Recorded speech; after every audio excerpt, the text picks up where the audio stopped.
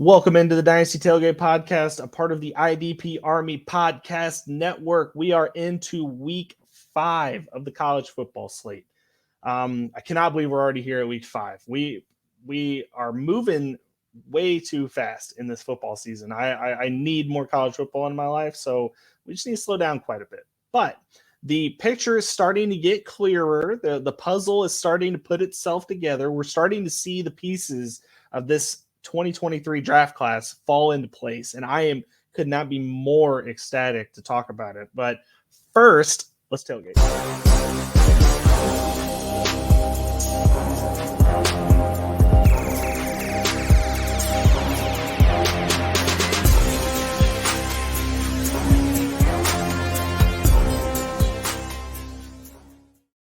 Right, welcome into the Dynasty Tailgate. I am happy to have you all. Grab a chair, grab a drink, grab some hot dogs. I don't know, burgers, tailgate food, chips.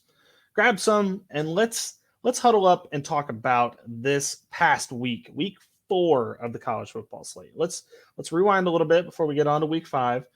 There was some really good things that happened in week 4 that I think are very promising for the draft class coming up here. And mainly that would be the quarterbacks. The quarterbacks of this next class are looking phenomenal.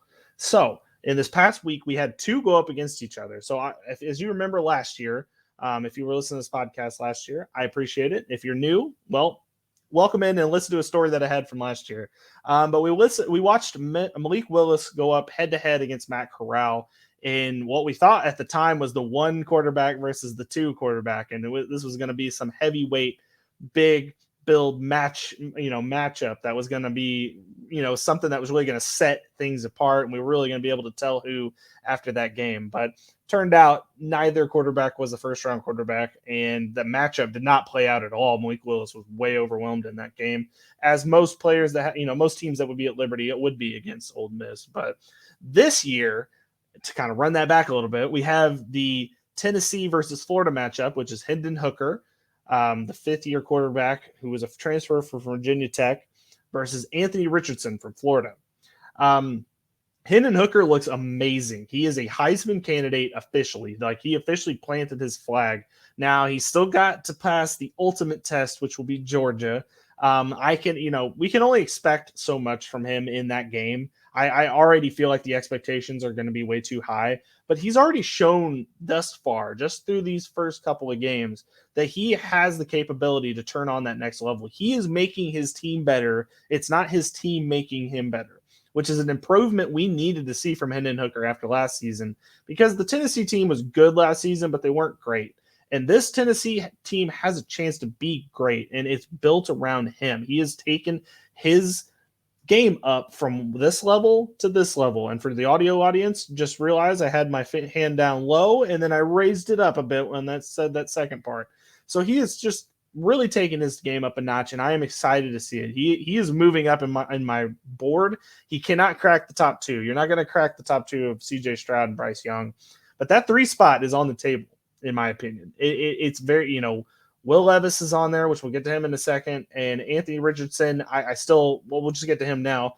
Anthony Richardson showed probably his best game of the season against Tennessee.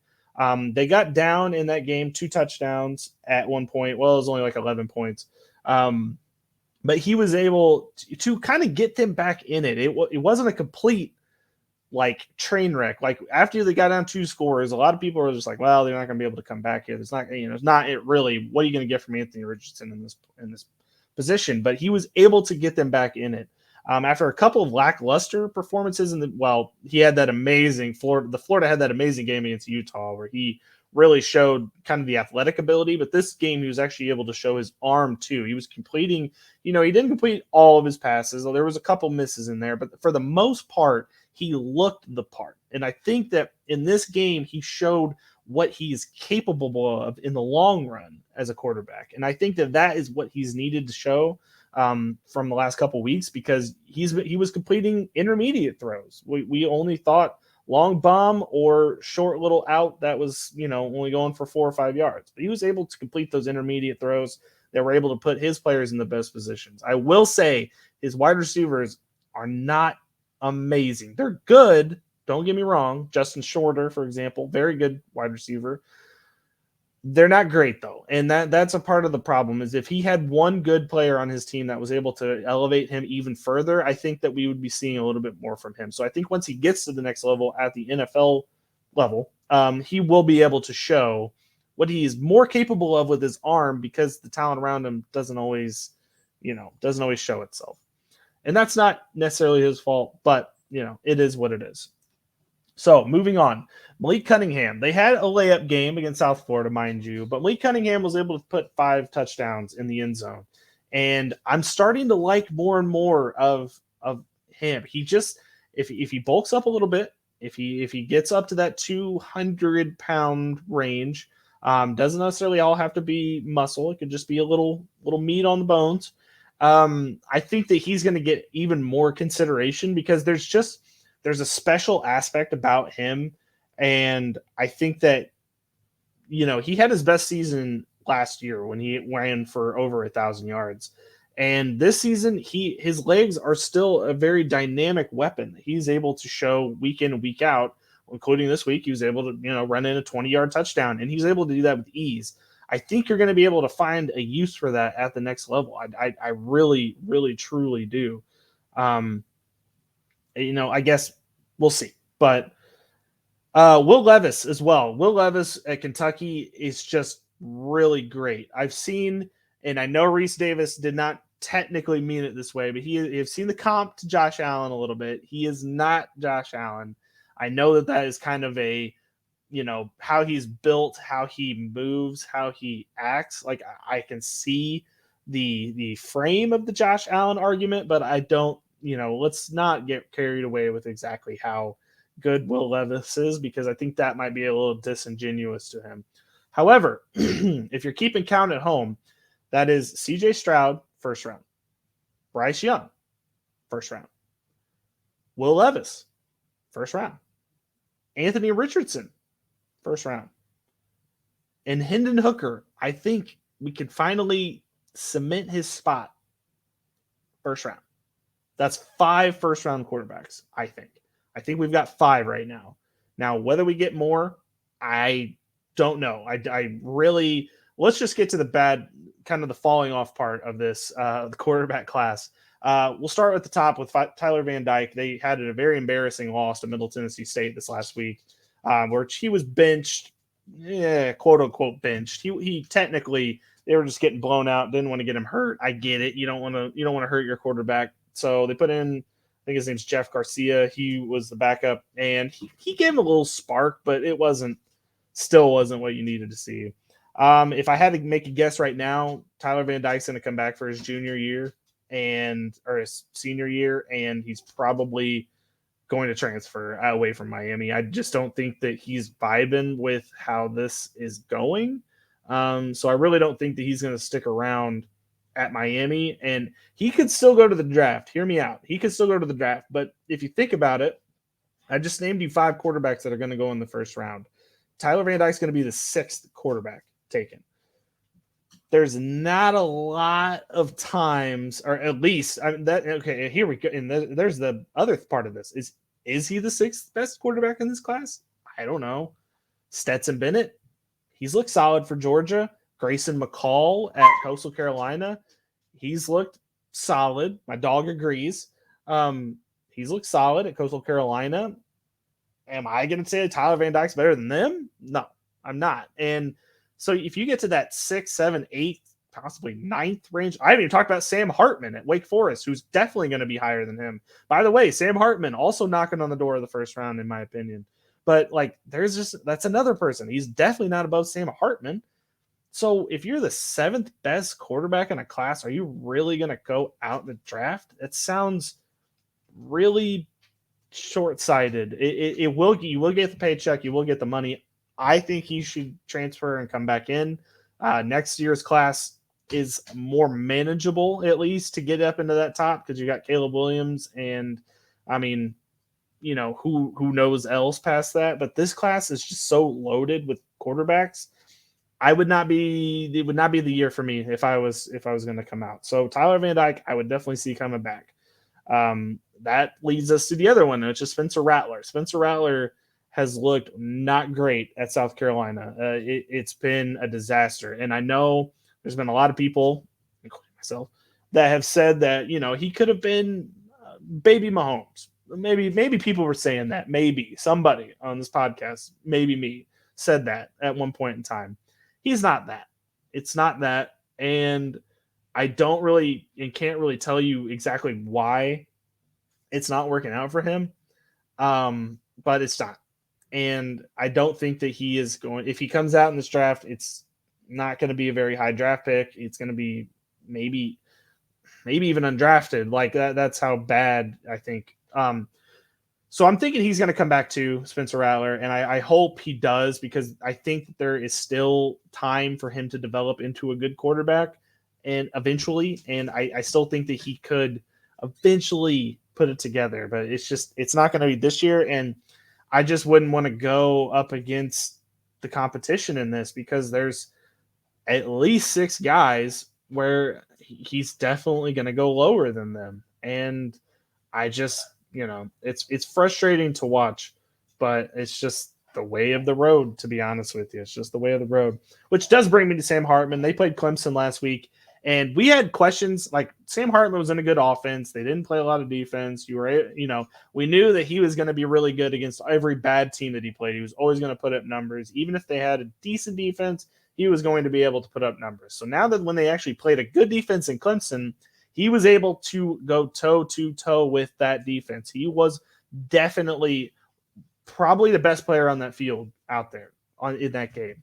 20 for 29, over 300 yards, 6 touchdowns. Like, the kid was phenomenal. And in my opinion as well, also a first-round talent. Now, I would say the knock on him is going to be that the style that Wake Forest plays, it's very conducive to good offense, but it's not, it's I think it's going to be held against him how the offense plays, because they're out there for a lot of series, because the defense isn't very good.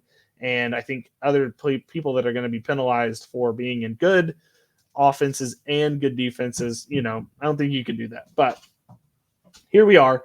And I think that there are, 6, 7 quarterbacks that at least could be in the first round discussion. Said this before the year. It wasn't exactly the names that I thought it was going to be, but it shook out whether I liked it or not. I did not expect Hendon Hooker to have this kind of rise. His ascension this year has just been amazing to watch, and I'm very happy with that.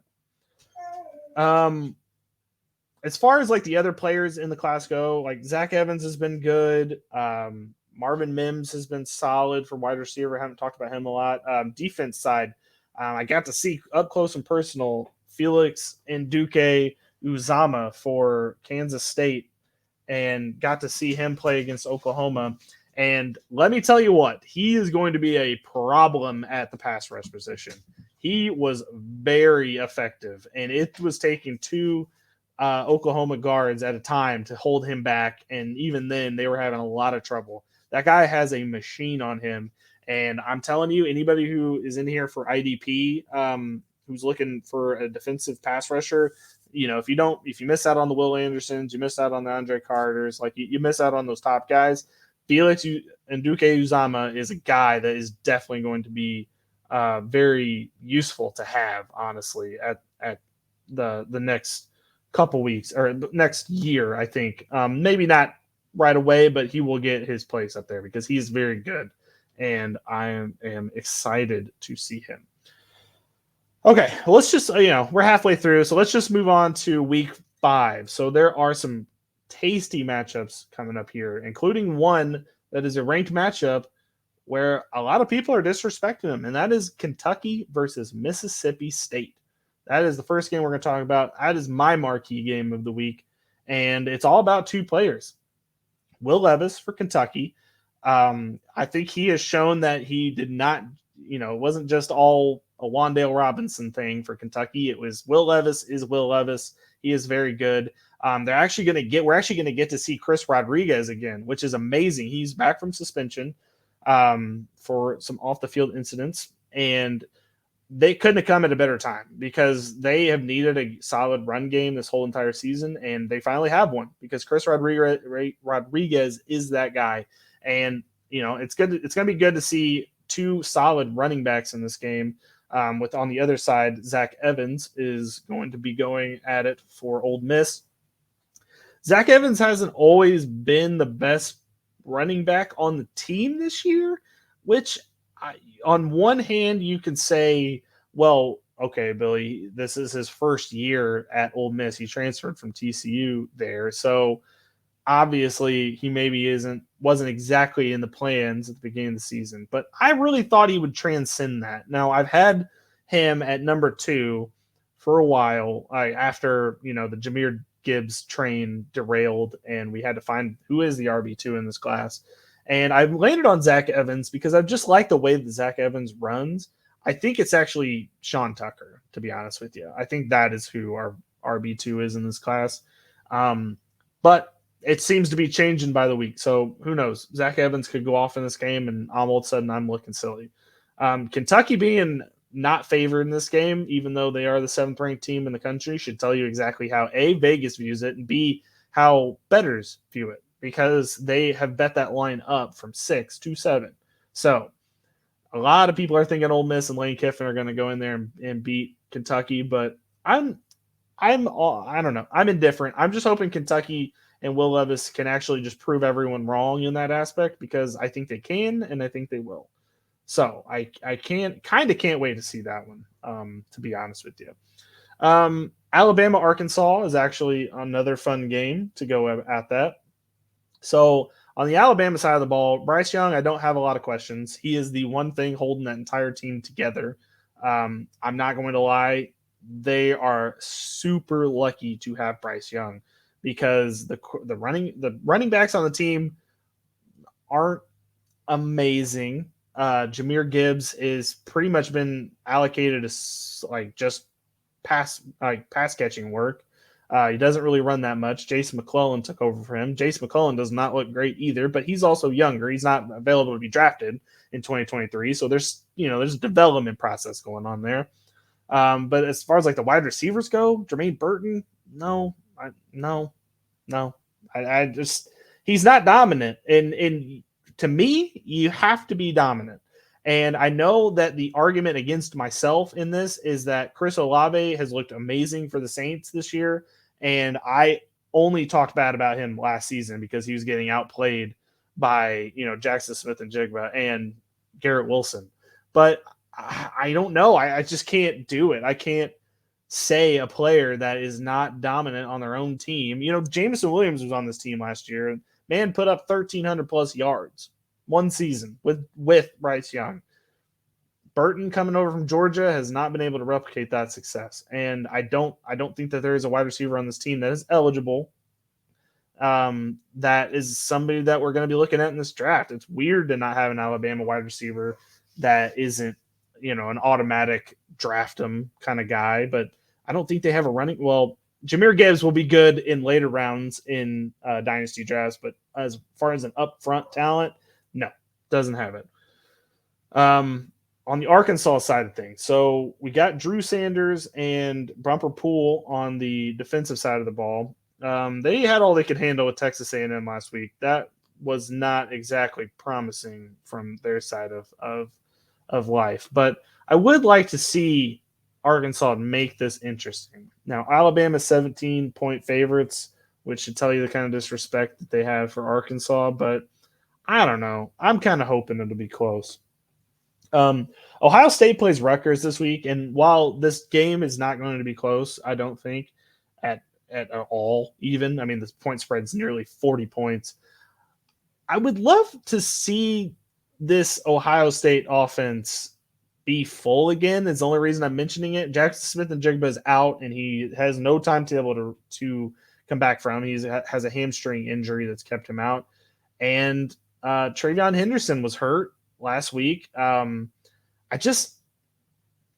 we put it together, guys? I just need to see these players that are supposed to be these world talents out on the field and performing, and we're not, and that is very sad to see, but it is unfortunate, but alas, we move on. All right. Wake Forest plays Florida State this week. Florida State, I've talked about on this podcast a couple of times. I don't really have any new information about them as far as draft prospects go. I think they're just a very good team. I don't think they're necessarily a great team. The Wake Forest side of things, Sam Hartman is incredible.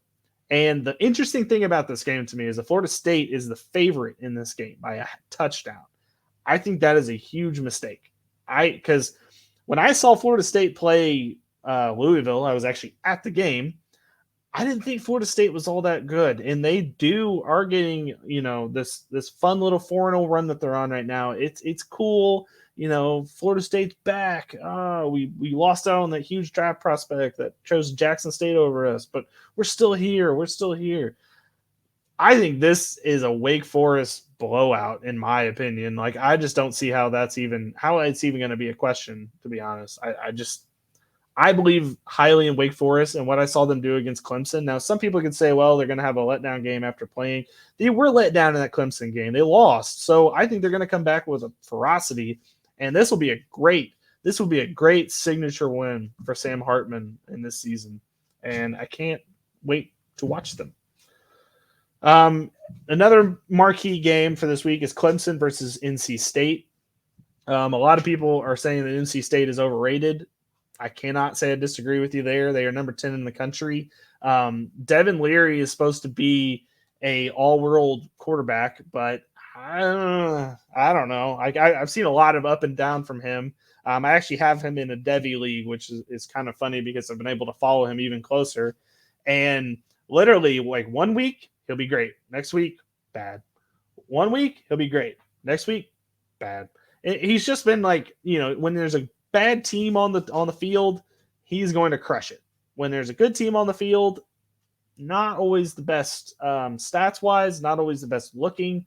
So I think Clemson's not going to have much trouble in this game. I really don't. I think this will be a good way to boost the Clemson stock even further. But we'll see. But I think that this is a good spot for Clemson to be in. And then the last one I want to talk about is USC versus Arizona. I was kind of impressed with Oregon State last week when they played USC because I think the USC offense is really good, and to see what they did against USC for basically 3.5 quarters of that football game was awesome. And that shows signs of life for Lincoln Riley not being very good at, the whole offensive scheme thing, because you're not short on talent there. This is on you, bud. But hater point aside, Jordan Addison, I think, is going to be the wide receiver 1 when my initial rankings come out on our IDP Army website. He's just really dependable. And I think that, anytime he gets thrown the ball, Caleb Williams is almost assured that that's going to be a catch. And he was like that. Jordan Addison played with Kenny Pickett last year, made Kenny Pickett a first-round pick. Sorry, that's just the way of the road. Kenny Pickett is good without Jordan Addison, but he would not have been near as good without him. I just refuse to believe that. Jordan Addison was the best wide receiver in the country last year, and I think we're just continuing the trend this year. I think he's the best wide receiver in the country this year, and I think he is going to be the first wide receiver taken in the NFL draft. Whenever those odds come out, I will be smashing the Jordan Addison stock, because here's the thing. It's one thing to be touted like Jackson Smith and Jigba, who has not by his own fault not played very much this season because of injury. There's another to be Kayshon Boutte or Quentin Johnston, who are on terrible offenses, and clearly the quarterbacks do not trust them enough to elevate that offense. In my opinion, even if you were on a bad team, you should be showing up and showing out each and every week. I'm not trying to be disrespectful to these guys, but it's probably the offensive coordinator's fault partially, but I would be demanding the ball every single play. Make them stop me.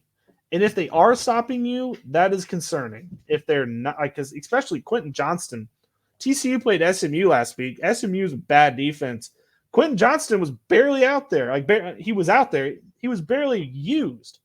That is wildly concerning to me because he should be the best player on that football field. He was not. He was not. And like skills wise, he is. But as far as usage, he's not. If Max Duggan can't figure out how to get Quentin Johnston the ball, that's not good to me. Like that is really, really strange. And I know that like, the arguments are going to be that like it's the Ferrari in the garage. Like I get it. I just have a little worry about it. It's just one of those concerns to me that I can't quite understand. Oh, and before we get out of here real quick, but I kind of need to go back to week 4, Midge. Texas, thank you. Although Oklahoma, my favorite team, lost Kansas State in another heartbreaking, confusing loss, seeing Texas blow a game they should easily have won against Texas Tech just warms my heart. It was just great to see. It's a fantastic Longhorn loss. I definitely was smiling, even though I was, crying after that because Kansas State just for some reason can figure out how to play Oklahoma. Very strange. But okay, that is all I have for this week on the tailgate. Next week, I will not be here. It'll just be Joe, I think. But if he is going to do the podcast and he is able to figure out how to get it out because the software is on my computer, we're just going to go over the big board. I'm going to put the first big board out and we're going to, hopefully he can break it down for everyone on the podcast. But I know people have been kind of wondering what my rankings are and what my process is. And I realize I need to get that out to the people, but I needed to get a couple weeks because how pathetic would it have been if I put out the rankings at the first week of this season and I had players that we aren't even talking about anymore still up there. Like I just couldn't do it. Like Jahmyr Gibbs would have been running back 2. He's not running back 2. He's given his spot up, and I don't think he should be even running back 5. But again, this is something we're going to get into in a later date, and we're going to get into it next week with Joe. So in 2 weeks from now, I will see you all later. Thank you for tuning in. Go watch college football this weekend. It's going to be a blast of a slate. I cannot wait to see what happens this week. But peace out.